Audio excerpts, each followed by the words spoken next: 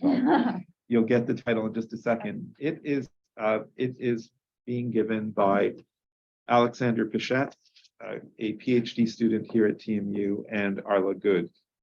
Alex is a hot pepper grower, a gamer, a chorister, a dancer. He's someone with many skills, and he did his master's thesis looking at. He actually established an aphasia choir, and we were thinking about continuing that aphasia work for his PhD, but he has decided recently to pivot and focus on virtual singing. And Arla and Alex will share some of the exciting pilot findings that we've collected in this area.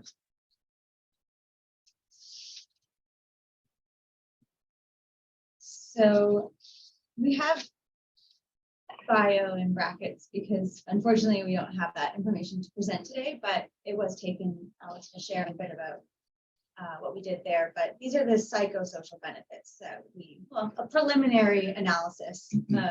We just this week analyzed some of the data of virtual group singing using the low latency technology. So it's right, thank you. Many screens. It's weird to think about the pandemic when we were confined to our rooms and, Italy took to singing together on their balconies. A lot of, as we heard today, a lot of choirs that were running for years and years were forced to stop or adapt and move online using Zoom in hopes that logging in can still generate some of that joy of group singing together. So I was talking to some people at the break that, we're the fools that submitted a grant about group singing in year one of a global pandemic. So what we did was we created a fourth work package as a contingency plan to study virtual choirs. And actually, lucky for us, it's turned out to be quite a blessing. We heard from Jane about how a lot of people actually prefer to be online. And so that forced adaptation ended up bringing more people to be able to participate in choir and to participate more easily. So this is our first pilot study looking at this low latency technology to explore the impact of virtual choir and the extent that it mitigates psychosocial challenges for older adults and for people with communication challenges. And with this, we can more effectively facilitate this type of programming for the people who aren't able to return to online or to in-person choir. So people who are facing accessibility challenges or living in rural neighborhoods. So what do we know about virtual choir so far? So it has some ability to lift spirits. People enjoy it better than nothing. But we hear things about latency issues, audio quality discrepancies, and importantly, a lack of synchronicity. And what we think is that without that synchronicity, that synchronized movement, a lot of the magic of group singing might be lost. So, there's a bunch of research over the last 20, 30 years that's showing movement synchrony, something as simple as tapping along to a metronome can promote social bonding, promote feelings of similarity, pro-social behaviors, cooperation, creating what's called a superorganism. Everyone's working together as one group. So the imagery of the bees working together in the beehive, it's one big superorganism. Yeah, let's switch. Alex is going to explain the study.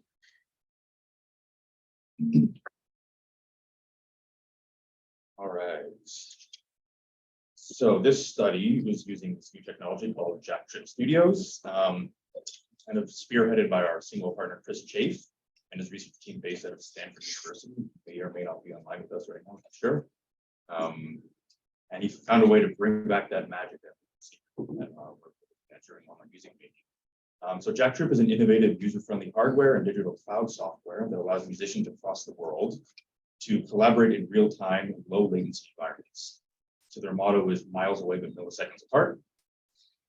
The reported latency with the use of jack trip is under the detectable difference latency of around 30 milliseconds. So that's when you can't hear the delay anymore to allow for seamless synchronization.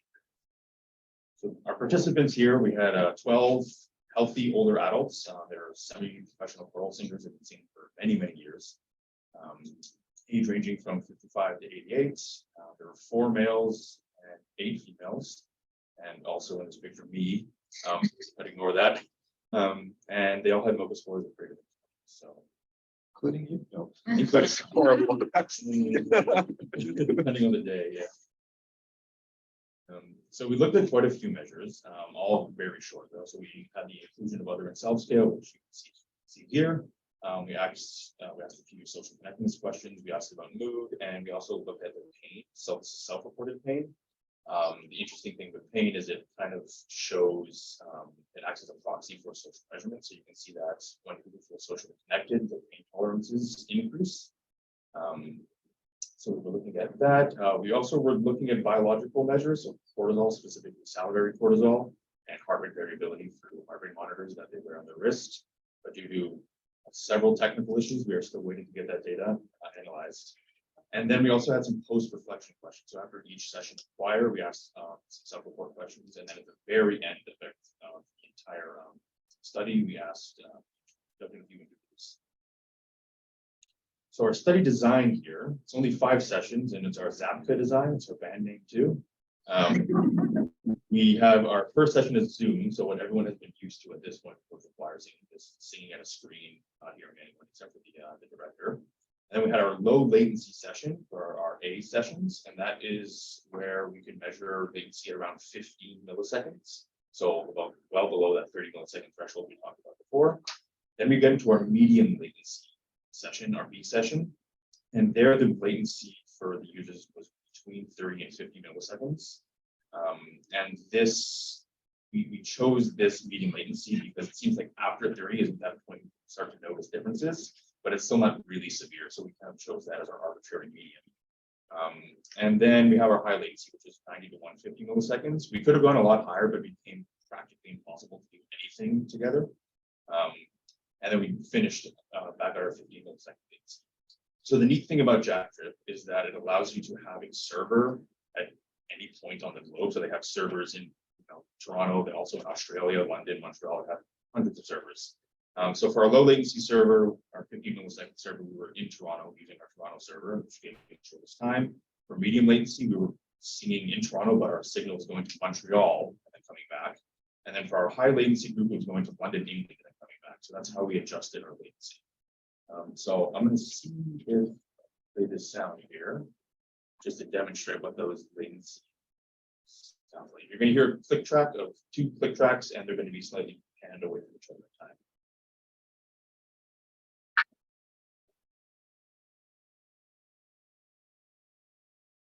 So that is a 15 millisecond delay, practically inaudible, right? 30 to 50. So this is our 40 millisecond delay.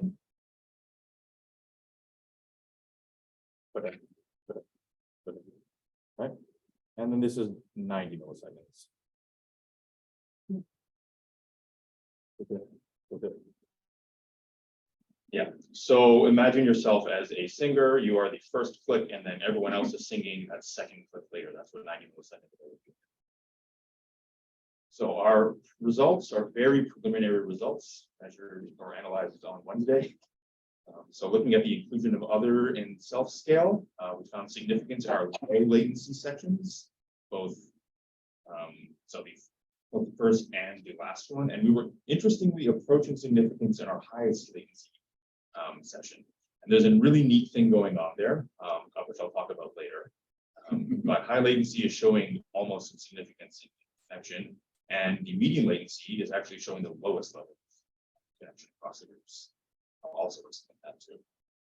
So going into our social connectedness questions, where we just probed further, asking how connected they felt to the group.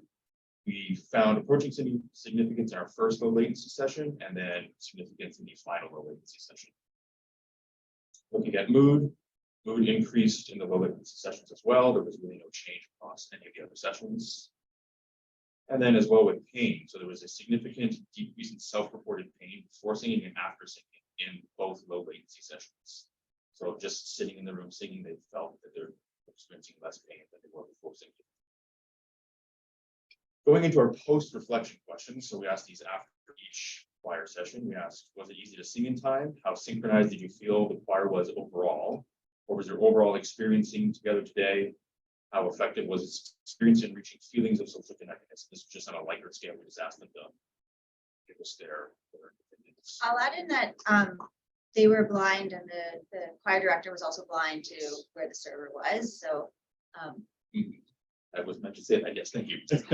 Yeah, so they had, it would kind of deceive them. They thought it was just the same session, same latency all the way across, but we were manipulating the latency.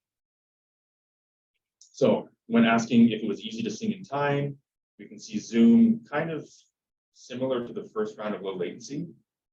Don't quite understand that, but that's an interesting finding. And then as you get to the medium session, it drops quite a bit, increases again for the highest latency, and then increases finally for the low latency again. When asking how synchronized they felt overall, it kind of shows the opposite finding, which might just be an issue with the question, the content, the ability of the question itself. So they felt the lowest synchronization in the low latency sessions and highest in the medium, which seems to go against all of the other findings you'll see here. So what was your overall experience? They felt greatest in the lowest latency as well as the highest latency, but not for the medium or Zoom. And then again, for reaching feeling of social connectedness, how effective did they think the choir was? Highest and low, and as well as the high latency session. So what did they say? We have a little clip here. sorry to the people online who I don't think will be able to hear it. Sorry. I needed something to lift my spirits, especially when it was getting tough with everything that was going on.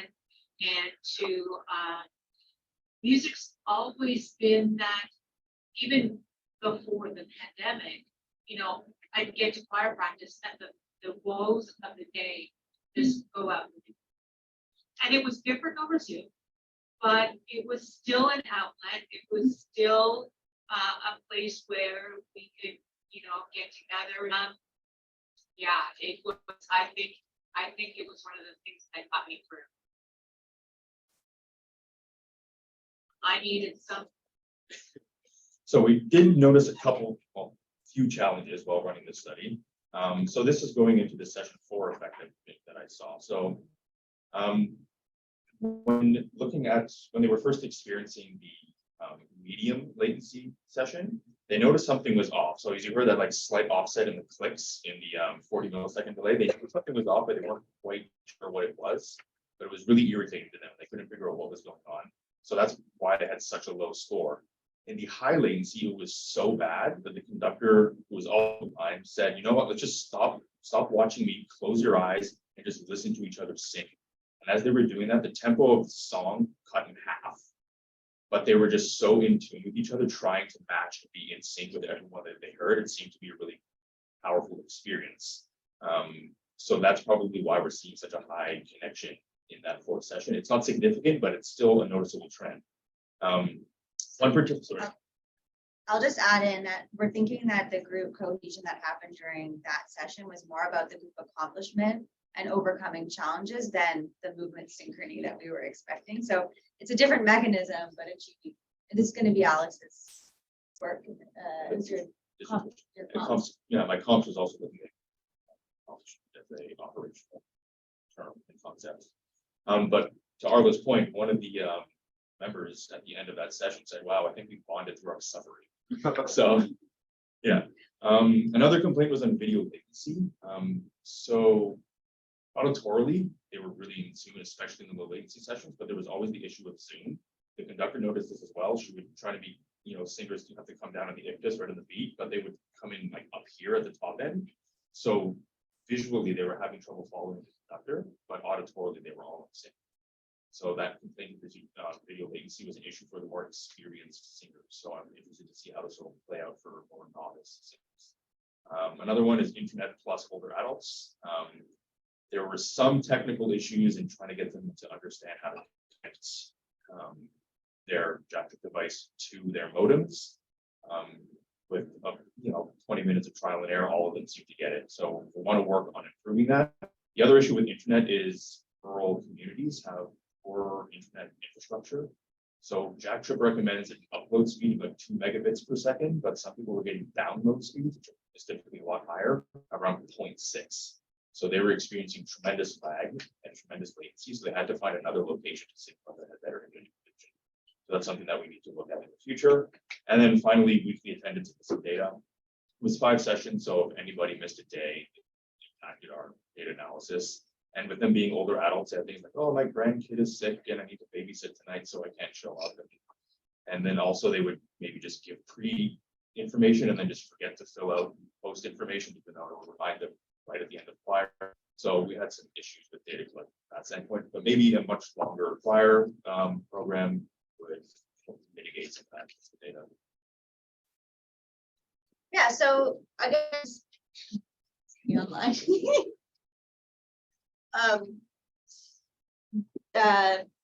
Using this works. This is just a pilot study. We had only 12 people, and with this technology, we can have lots of people. So I think there's really exciting findings here, and there's something worth exploring. So to continue to discover the true impact of virtual choir using this low latency technology, and in order to better understand this programming for beyond the COVID crisis, future pandemics, or folks that would prefer to be online, perhaps with hybrid choirs, it could be the best of both worlds if we could find the best way to deliver this type of program. Thanks so much.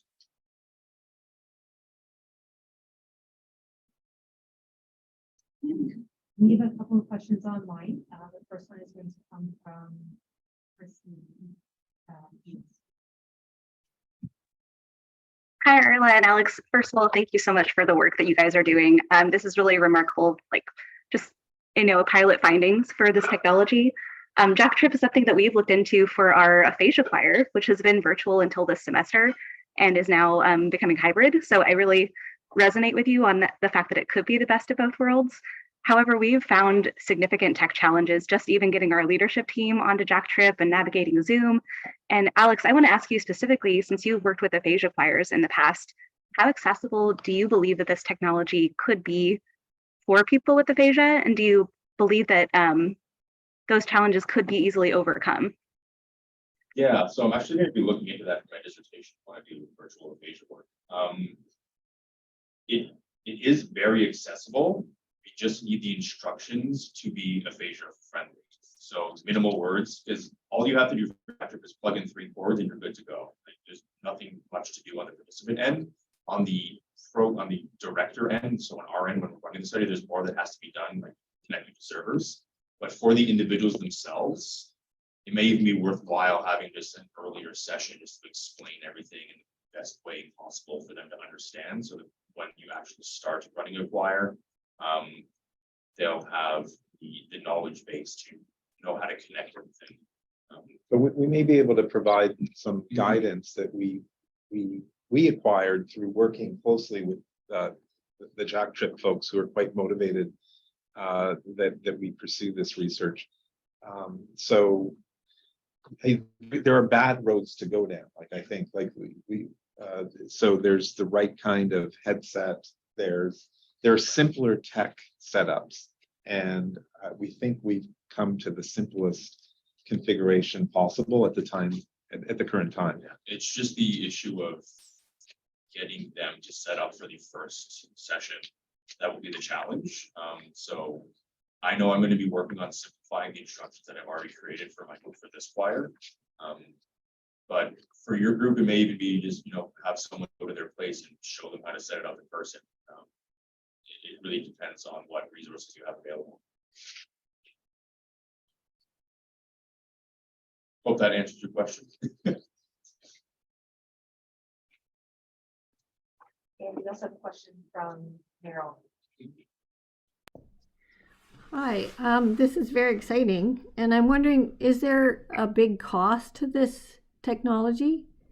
And do you provide special technology to each person that's participating, or what happens there? So Defined as big cost. So we were looking at around $160 a participant. And then there's also a monthly fee that Jack Trip charges. Ours was $50 a month for a 40-person group. We didn't have 40 people, but that's just the server we're using for SingWell. So the device itself that you purchase from Jack Trip that each member will have costs around $120, and then you have to purchase headphones as well. We got $40 ones, but if you have more money, you can get fancier headsets and maybe a separate mic. But yeah, around 160 plus $30 to $50 a month in server usage fees. The hardware, of course, is a one-time fixed Yeah. fee until it breaks. Hardware 6 feet. It's just a little box that you send out to the user. Is there any incentive for them to provide you that free of charge?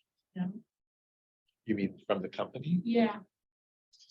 Like we've had success with that with app companies that have, when we use their apps in our research that they'll be. I think able it's to easier say- with an app or software, Yeah. like they're fixed costs that I Yeah, don't know that but they can even give the away. hardware. We paid for the hardware, but they provided us the server monthly Oh, charge. okay. Yeah, so Yeah. they gave it that in kind, Right. so we didn't have to pay the $50 a month, but the hardware we paid for.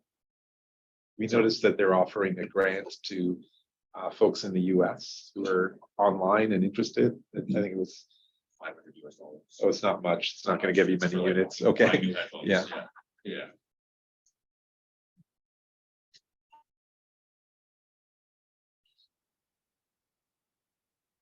Okay. So there are order effects that Yeah. you would have to be Yeah. worried about.